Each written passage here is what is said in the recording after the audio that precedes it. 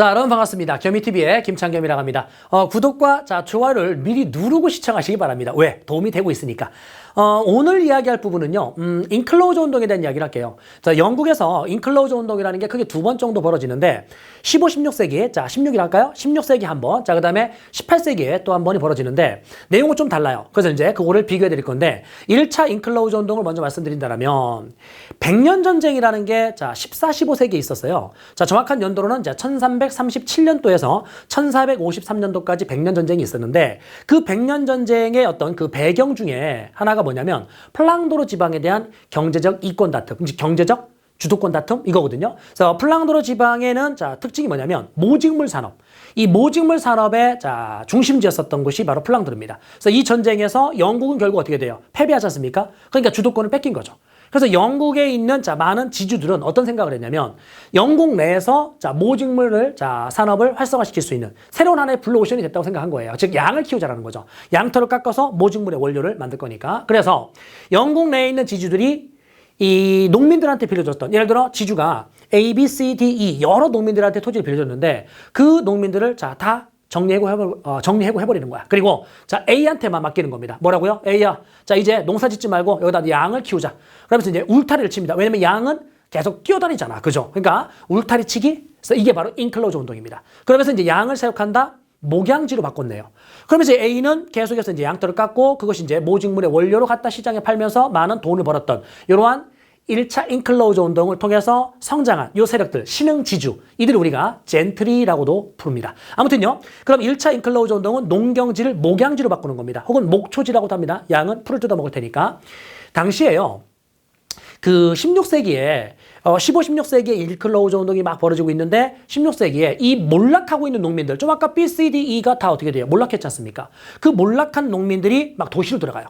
도시에 들어가다 보니까 도시에는 빈민들이 많아졌거든요. 그 도시의 빈민들을 자 구제하기 위한 법, 구빈법이라는 게 엘리자베스 때 자 제정이 되기도 합니다. 이거 구빈법도 하나 기억하시고요. 두 번째는 이 16세기에 여러분들 알프스 이북에 북유럽이죠. 북유럽 르네상스라는 것이 이제 유행하고 있는데 그 북유럽 르네상스의 특징 중에 하나가 뭐냐면 현실 사회와 종교를 비판하는 그러한 성격의 문학 작품들이 만들어져요. 그래서 많은 작품들이 있는데 그 중에 토마스 모어의 유토피아. 와, 이 유토피아라는 표현 자체를 처음 쓴 게 토마스 모어거든요. 어쨌든 이 토마스 모어의 유토피아는 16세기 작품인데 내용에 이런 게 있습니다. 그렇게 착하고 온순했던 양들이, 여러분 양들 보면 어떻게 돼요? 되게 온순하게 생겼지 않습니까?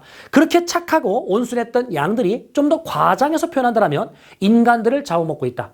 그래서 인간을 잡아먹고 있다. 실제 사람을 잡아먹은 게 아니고요. 뭐 한 겁니까? 그렇죠. 좀 아까 양을 키우겠다라고 농경지를 다 목양지로 바꾸는 순간 많은 농민들이 몰락했잖아요. 그러한 사회의 현실을 자 비판했었던 작품이 바로 토마스 모어의 유토피아입니다. 이게 16세기. 1차 인클로저 운동의 내용은 대략 이렇고요. 자, 이제 2차로 한번 가볼까요? 2차 인클로저 운동 같은 경우는 18세기에 이제 벌어지는데, 당시에, 이거 먼저 한번 가볼까? 16세기에 신항로라는 게 개척돼요. 신항로가 개척되면서, 열대기후 지역, 그러니까 적도가 통과되는 이 열대기후 지역에서 열대 작물을 재배하기 위한, 뭐 사탕수라든지 이런 거를 재배하기 위해서 집단 농장을 만들어요. 집단 농장이 아니라 대농장을 만들어요. 그 대농장을 우리가 플랜테이션이라고 하는데 그 플랜테이션 대농장은 특징이 뭐냐면 열대기후, 그러니까 적도 주변입니다. 그 다음에 유럽인의 자본과 기술, 그리고 원주민의 값싼 노동력. 이 세 가지가 결합되어서 대규모의 농장, 대농장, 이거를 플랜테이션이라고 한다. 그럼 여기서 사탕수를 농사 지은 거를 유럽 사람들이 원주민들 먹으라고 농사 짓겠습니까? 자기들의 식민지? 아니요. 이걸 유럽으로 가져온 겁니다. 유럽에 가져와서 팔아. 어마어마한 또 농업만 가지고도 돈을 버네. 그래서요, 유럽에 있는, 자, 여기 있는 많은 나라들, 특히 영국에서, 어머나? 저렇게 대규모로 농사를 지으면, 그러니까 식민지 땅에서 이제 대규모로 농사 지은 걸 가지고 왔는데, 대규모로 농사를 지으면, 자, 이것도 돈이 좀 되네? 이런 생각을 한 거죠. 그래서 2차 인클로저 운동은 18세기거든요. 18세기인데, 세기 일단 구분하시고요. 18세기인데 내용은 어떤 거냐면, 상업적 농업을 위해서 지주와 지주들이 토지를 맞교환하는 방식으로 인클로저 운동이 벌어져요. 그래서 예를 들어, 갑돌이라는 지주가 있는데 이 갑돌이는 충청도에 살고 있습니다. 그럼 충청도에 이만큼의 땅을 가지고 있고요. 자, 이거를 A한테 맡겼습니다. 자, 그 다음에 이 갑돌이는 전라도에도 땅을 가지고 있습니다. 요거를 자, B한테 맡겼다 갑시다. 자, 그 다음에 을순이라는 지주가 있는데 을순이는 전라도에 살고 있고 전라도에 땅을 많이 가지고 있어요. 그 땅을 자, 누구한테? C한테 C한테 맡겼어요.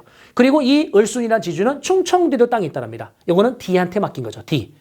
그때 이 토지가 지금 다 흩어져 있잖아요. 갑돌이 땅은 충청도에도 있고 전라도에 있고 마찬가지로 을순이의 땅은 여기 있는 전라도에도 있고 충청도에 있지 않습니까? 이 둘이 만난 겁니다. 그래서 만나서 어떻게 돼요? 야, 네 토지 내 토지를 서로 맞교환하는 게 어때? 어이 좋아. 그럼 토지를 한 곳에 모아서 집약적인 넓은 농장을 통해서 어떻게 돼요? 상품 작물을 재배하고 시장에 갖다 팔면 돈이 될 거다라는 생각을 한 거죠. 그래서 토지를 맞교환했네. 그럼 맞교환하면은 이제 충청도의 땅 아까 을순이 거는 갑돌이 게 돼버렸죠. 그럼 여기서 아까 을순이가 누구를 고용했나요? 여기에 있는 D라는 농민을 고용했나요? 그 D를 갑돌이가 어떻게 돼요? 고용 승계하지 않는 겁니다. 이해돼요?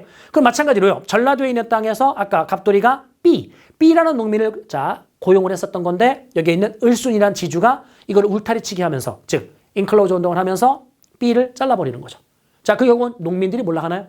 이 몰락한 농민들 마찬가지로 어디 갈까요? 도시로 갑니다. 그러면 1차 인클로저 운동과 2차 인클로저 운동에서 세기가 다르다는 거 요거 확인하시고 두 번째 내용이 좀 달라요. 1차 때는 농경지를 목양지로 바꿨다. 2차 때는 상업적 농업을 위해서 지주와 지주들 사이에 토지의 맞교환 방식으로 인클로저 운동이 이루어진다. 내용은 달라. 그런데 공통된 결과는 농민들이 몰락했죠. 그래서 이 몰락한 농민들의 현실을 풍자한 게 바로 토마스 모의 유토피아라는 작품이고 18세기의 몰락한 농민 또 마찬가지로 어디에 들어갔을까요? 도시에 들어갔겠죠? 도시에는요. 그래서 풍부한 노동력이 형성돼 있었던 겁니다. 그런데 이 풍부한 노동력 외에 다른 변수들 여기에 있는 기술이 축적돼 있다든지 기계가 발명된다든지 특히 기계 발명 이것으로 인해서 산업혁명이 이제 시작이 될 건데 그 산업혁명의 배경으로 작용된다는 겁니다. 그러니까 산업혁명 때 많은 노동력이 필요한데 때마침 도시에는 많은 노동력이 유입돼 있었잖아요. 그러니까 그걸 기반으로 해서 산업혁명에 성공할 수 있었던 거죠. 그래서 산업혁명이 어느 나라에서 영국이라는 나라에서 18세기 후반에